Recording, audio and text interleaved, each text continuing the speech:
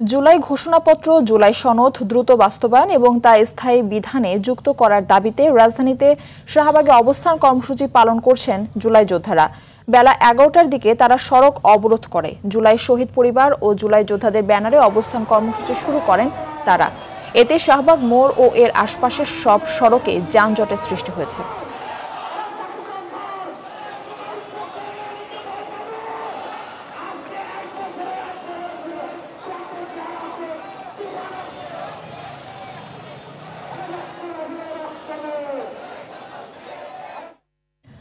দর্শক, রাজধানীর শাহবাগ মোড় অবরোধ করেছে জুলাই যোদ্ধারা। সেখানে রয়েছেন সহকর্মী জাকারিয়া খান, তিনি সরাসরি আমাদের সঙ্গে যুক্ত হচ্ছেন সেখান থেকে।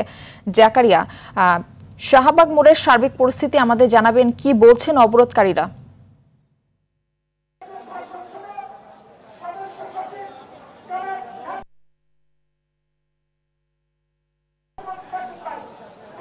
জি মারফি, এই মুহূর্তে কিন্তু শাহবাগ মোড় পুরো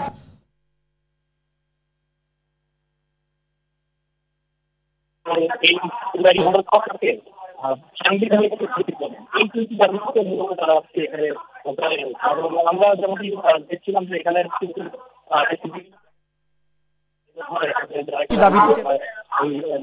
আন্দোলনে আহত হয়েছে, কেউ গুলিবিদ্ধ হয়েছেন, কেউ পা ভেঙে মানুষের সেখানে তারা বলছেন যে 1 বছর আগে 24শে জুলাইয়ের এই রাস্তা কিন্তু তাদের রক্তে লিখিত হয়েছে, তাদের পরিবারের এবং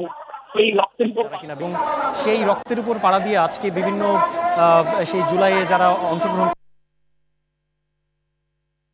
করেছিল তারা কিন্তু বিভিন্ন রাজনৈতিক দলে যোগ দিয়েছেন।